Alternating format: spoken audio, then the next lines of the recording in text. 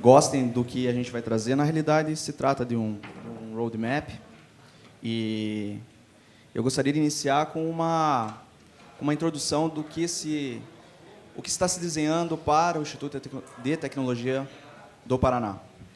E quando me perguntam o que é o Tecpar, porque muita gente também não sabe o que é o Tecpar, assim como foi falado no início, na cerimônia de abertura do evento, falou-se muito em vacina. Então, eu mesmo, como sou de carreira, sou da Copel, eu fazia esse link com o Tecpar, achando que aqui se desenvolvia qualquer tipo de solução biológica, sintética, etc., medicamentos, né, para a área de saúde. Eu não sabia nem que tinha para a área animal também.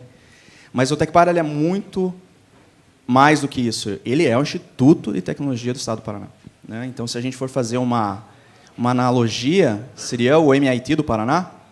Será que a gente sonhar muito alto? Até brinquei com alguns colegas hoje, alguns amigos que vieram aqui também prestigiar o evento, e a gente conversando, por que não pode ser o MIT do Paraná? Tem totais condições de ser o MIT do Paraná. Não sei, daqui a 10, 20, vai depender muito do trabalho e da continuidade que será dada ao que a gente está começando. E eu gostaria de falar também desse trabalho que está começando, porque nós somos responsáveis pelo programa Smart Energy Paraná e pelo Programa Paranaense de Energias Renováveis. Mais isso também, Rafael? Mais isso. Então, a Tecpar é muito além de vacinas e medicamentos, né? Então, a gente vamos dizer assim, nos deram a condição de sermos interlocutores do governo do Estado em relação a energias inteligentes e a cadeia de energias renováveis no Estado do Paraná. Então, é uma responsabilidade muito grande, junto a todos os atores que constituem esse ecossistema de energia. O Tecpar ele dá um direcionamento para o Estado do Paraná no que diz respeito a esses dois itens, essas duas leis, inclusive. E o Tecpar ele começou este ano de 2019 com uma proposta um pouquinho diferente. O Smart Energy ele foi uma boa ação, tem sido uma boa ação há alguns anos. Eu creio que grande parte dos senhores já tenha participado do Seminário Internacional de Energias Inteligentes, né, que acontece todo ano lá na FIEP. É um grande evento, mobiliza muita gente, mas eu pensei no que a gente tem conversado muito sobre a aplicabilidade da inovação. Então, se você está falando de energia inteligente, você tem que aplicar ela. Você tem que mostrar que ela traz retorno, ela tem taxa interna de retorno, ela tem payback. Pode ser que seja positivo ou negativo, mas tem que ter, você tem que medir. Estava conversando com o pessoal da Volvo ontem, e o Parker ele foi muito feliz numa afirmação que ele fez. A inovação ela pode ser, sim, não rentável. Ela pode trazer prejuízo, claro, pode. E a gente está trabalhando no sentido de formatar um ecossistema aqui dentro do Energy Camp, onde vocês estão. A gente batizou assim carinhosamente como Energy Camp, esse polo SIC, ou Camp SIC do Tecpar, aonde a gente está abrindo as portas do governo do Estado, porque quando eu abro o portão, quando vocês entram aqui, vocês estão dentro do Estado do Paraná, dentro da governança do Estado, não deixa de ser, porque nós somos uma empresa pública desse governo, do governador Carlos Massa Ratinho Júnior, que tem feito um excelente trabalho, todos vocês têm notado, e ele tem dado totais condições para que nós trabalhemos, executemos a direção da governança, que é trabalhar com energia e o agrotech.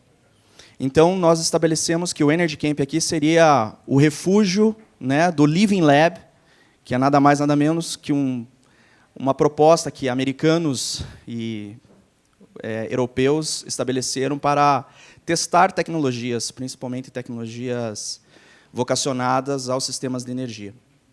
E a gente está trazendo o Living Lab para cá, justamente envolvendo energias inteligentes, construindo talvez a primeira microgrid da América do Sul, já dando de antemão para vocês, com contabilização energética por blockchain, né? Então, a gente está trabalhando muito nessa corrida tecnológica para que isso ocorra. Tem parceiros aqui, meu amigo, querido Guilherme, da L8, tá o Cláudio Dantas também, da ED. São pessoas, são parceiros, são amigos, né, que têm ajudado e têm entendido que a responsabilidade nisso também envolve nós como cidadãos, né? O Estado ele deixou de ser protagonista no setor eletroenergético do Brasil há muito tempo, e o objetivo nosso é retornar. E, vamos lá ao assunto que interessa, que nessa cadeia toda, como eu já ouvi um questionamento, essa cadeia envolvendo a matriz energética, que está passando por um processo de transição no Brasil, pouca gente tem notado. O Estado do Paraná, eu acho que ele está bem introduzido e está sabendo o que está acontecendo, porque a gente está também voltando com um planejamento energético aí nos próximos meses. A gente está vendo essa transição acontecendo aos nossos olhos. Então, é normal você passar num condomínio e ver modulação fotovoltaica num telhado, né? É normal você ver uma obra acontecendo, quem diria, ali em Palmeira, de uma fazenda considerável fotovoltaica. Você, no norte do estado, o Tribunal de Justiça comprando terreno para instalar modulação fotovoltaica, para gerar lá e consumir aqui, e compensar aqui a geração. Então, você está vendo aos olhos nus essa transição acontecendo. Então, não dá para dizer que essa transição não está acontecendo. Sim, ela já está acontecendo. Se a gente não acordar, a gente vai perder o fio da meada. E a eletromobilidade, ou mobilidade elétrica, ela faz parte de toda essa cadeia, né? Porque, se você não prepara o seu sistema, você vai ter um acréscimo de demanda significativo. A Copel sabe desse problema, até porque, né, trabalhei 15 anos, né, naquela empresa, sei da preocupação, principalmente, da subsidiária integral da Copel Distribuição, quanto à preocupação de ter, né, energia, carga para atender esta demanda que está crescendo dia após dia. A gente tem alguns números que vale a pena citar, e antes de eu entrar na apresentação, apenas uma introdução, alguns números importantes para os senhores. Eu acho que em algum momento não foi citado, mas eu faço questão de citar. Os veículos elétricos hoje no Brasil já ultrapassam aproximadamente 2 milhões de unidades comercializadas em todo o mundo, com pouco mais de 1,5 milhão de recarga, ou seja, de eletropostos aí conectados às redes de distribuição em todo o mundo. E é uma tendência já bem vocacionada em grande parte dos países. No ano de 2017, que é o último dado que nós temos, foram comercializados em torno de pouco mais de 3.300 carros híbridos, ou seja, movidos a energia elétrica e combustão. Esse número ele se refere a apenas 0,15% dos 2,3 milhões de veículos aí nesse mesmo ano comercializados. Aqui no Paraná, são dados do nosso querido Detran, são pouco mais de 180 carros puramente elétricos aqui no nosso estado, e 1.400 e poucos veículos híbridos, de acordo com o Detran. Tá? Por que eu estou falando? São dados de 2017, então estou puxando um pouquinho para cima esses números. E, de acordo com a FGV Energia, com dados da International Energy Agency, o estoque mundial de carros elétricos até 2030 deve atingir 140 milhões, ou seja, 10% da frota total de veículos leves de passageiros. Então, é um oceano azul ou verde, como você queira, para a gente atravessar em termos de infraestrutura e outras coisas mais. Países como a Noruega, a Índia, a Alemanha já têm metas. A Alemanha, 2025, abolir todos os veículos a combustão. Eu acho um desafio gigantesco que os alemães lançaram, mas lançaram. A gente está indo numa comitiva junto com a FIEP nos próximos dias para a Alemanha, para tentar entender algumas coisas, e esse é um dos itens lá que a gente vai avaliar. Ok, senhores, falta 10 minutos só, eu falei muito, e vamos para a apresentação. Por favor, próximo slide. Pode dar um toquezinho só aí. Alguém sabe quem que é esse carinha aí? Só para quebrar um pouco o gelo, né? Foram dados técnicos demais para essa manhã. Esse é o Starman. Esse cara ele foi lançado no modelinho da Tesla, o Roadster. Ele é o primeiro modelo da Tesla. Eles pegaram um manequim de astronauta, botaram lá e apelidaram ele de Starman. E é legal que no painel dele tem uma referência ao clássico da ficção científica, O Guia do Mochileiro das Galáxias, que diz "Don't Panic". E tem uma miniatura do carrinho desse Tesla em cima, com um bonequinho, com o astronauta. E nosso amigo Elon Musk lançou ele com a sua SpaceX, fez o launch desse carrinho, e esse carrinho era para parar em Marte, mas ele não parou em Marte. Passa o próximo slide, por gentileza. Ali tem uma fotinho, né? Eles estão acompanhando dia após dia. Então, ele está orbitando numa órbita. A vermelha não é a órbita. A última órbita é de Marte. Então, vocês já viram que não vai chegar em Marte o carrinho, né? Então, ela está orbitando fora. Mas é bacana que ela foi com esse clássico aí do David Bowie tocando, né? Entrou em órbita tocando esse clássico do David Bowie. Fiz questão de mencionar. Apenas só para a gente quebrar um pouco o gelo, saber que realmente isso é uma grande realidade. Pode passar o próximo?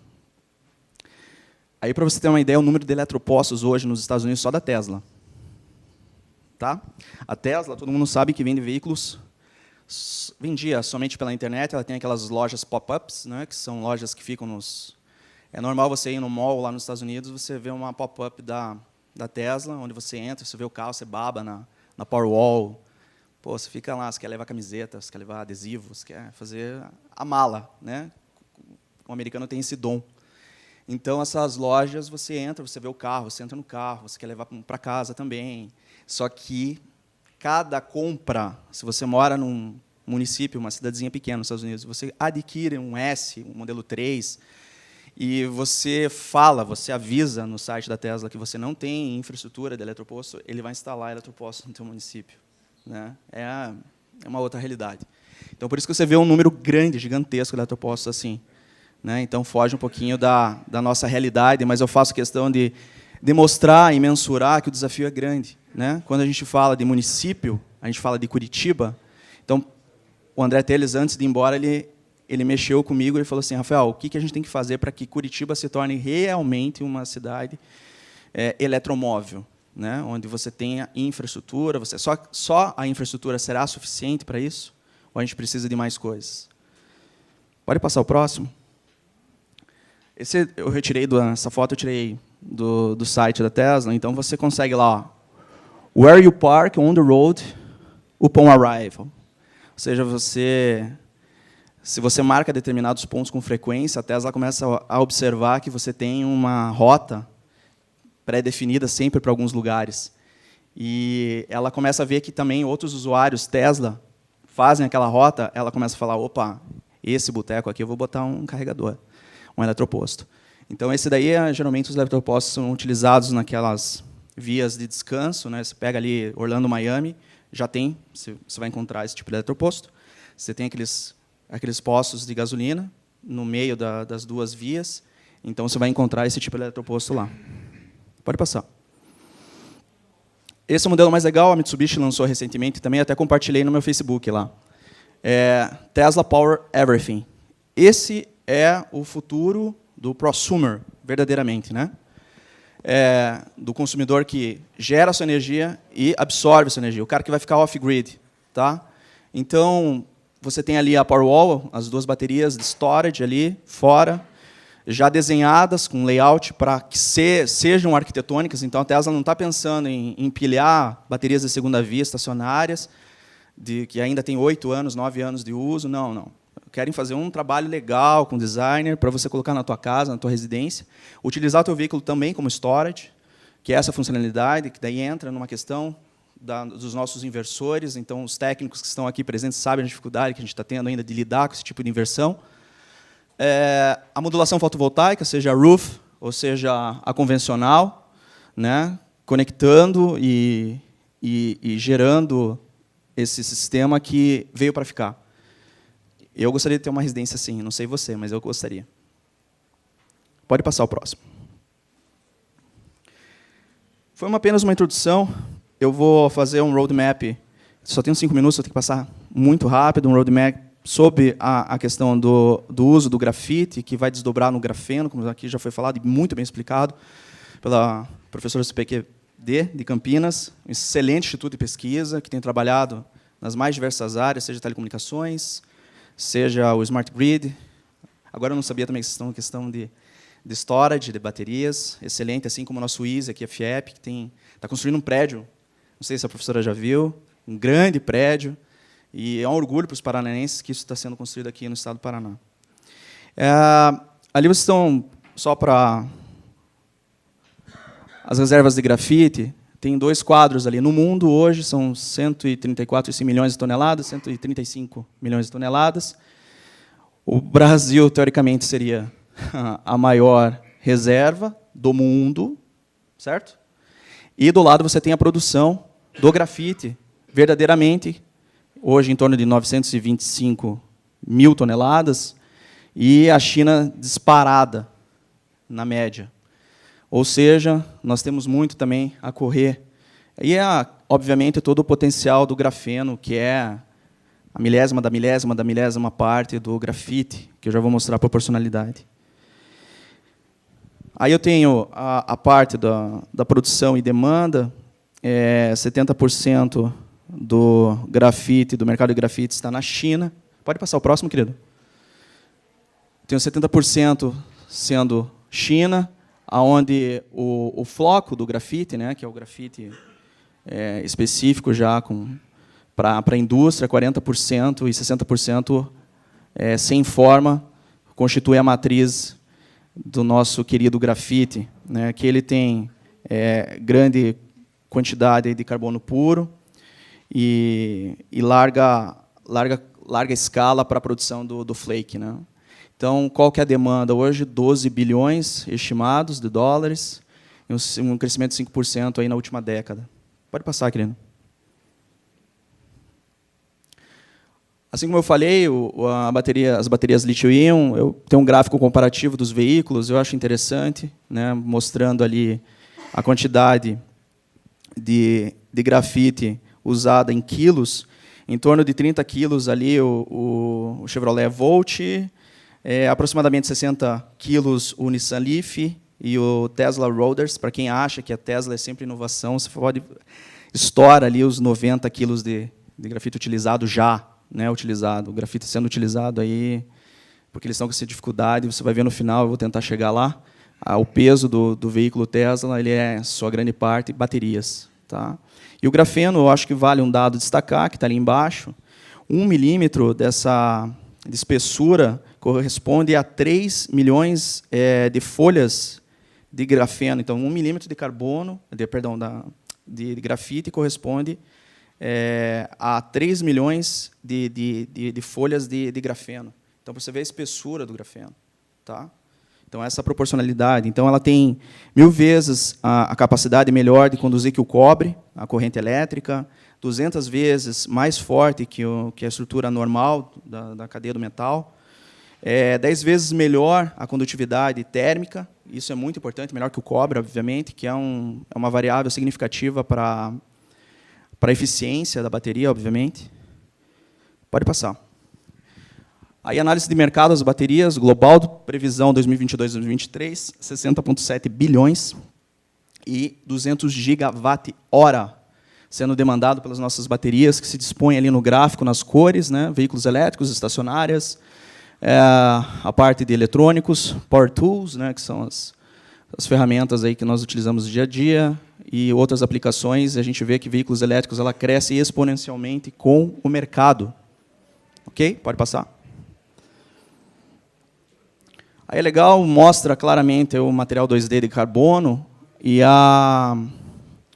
as cadeias que constituem, né, o grafeno puramente, o nanotubo, o grafeno, a cadeia,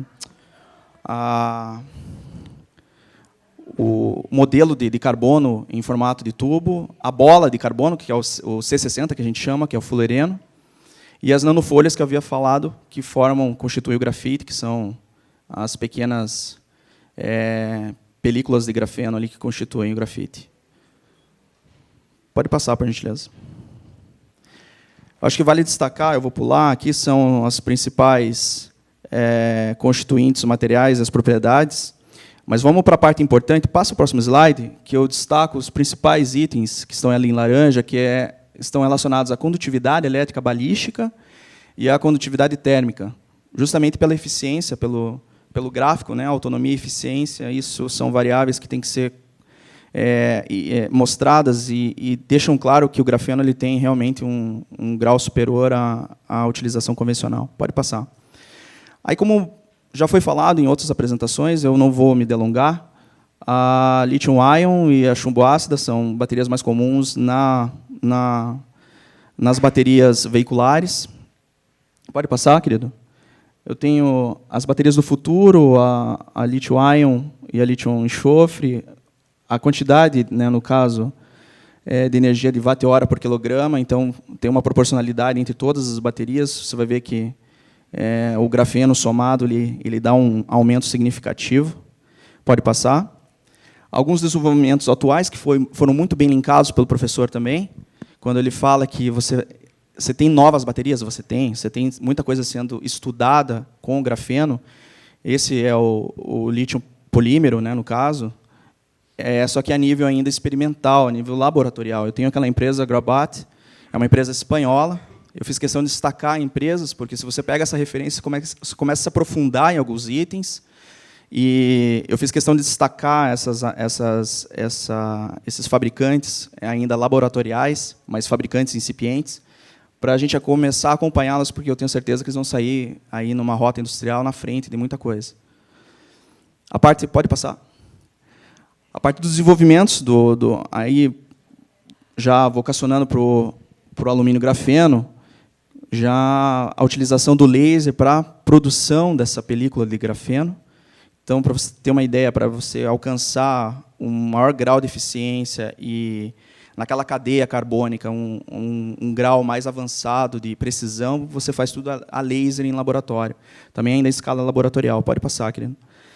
Aí quem está à frente, obviamente, já foi citado também, a professora citou, os chineses eles estão desenvolvendo a parte de alumínio grafeno muito bem desenvolvido, então vale a pena acompanhar isso daí. Também a parte experimental, pode passar. Os desenvolvimentos atuais ainda são com chumbo ácida, aumentando a eficiência com o grafeno, né? Autonomia e eficiência com o grafeno. Então, isso é importante. Essas são já baterias comerciais, industrializadas e comerciais. Eu fiz questão de citar o Senai, eu não poderia não citar o Senai. O Senai ele tem se destacado, e já finalizando, desenvolvendo um projeto de bateria automotiva já com nanotecnologia, com grafeno. A gente tem conversado muito com o Felipe de lá, porque a gente está para transformar aqui o Tecpar também num polo de nanotecnologia, então vai ser um item que a gente vai estudar, principalmente a parte de baterias estacionárias para o sistema elétrico, né? Como Smart Energy. Você pode passar para o penúltimo slide, por gentileza?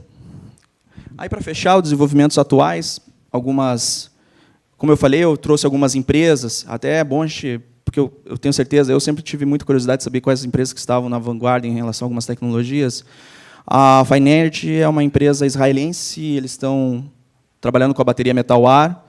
Ali, lembra que eu falei sobre o Tesla, o modelo S, bateria de lítio-ion, 556 quilos, proporcionalmente ao veículo. Então, é muita coisa, com uma autonomia só de 500 quilômetros. Quando eu falo em bateria metal-ar, estou indo para uma autonomia de 3.000 quilômetros. Opa! Aí eu estou tendo um ganho em relação a combustíveis fósseis, certo? Então, aí a coisa começa a virar o jogo. Tá? Então, basicamente seria isso. O tempo é muito rápido.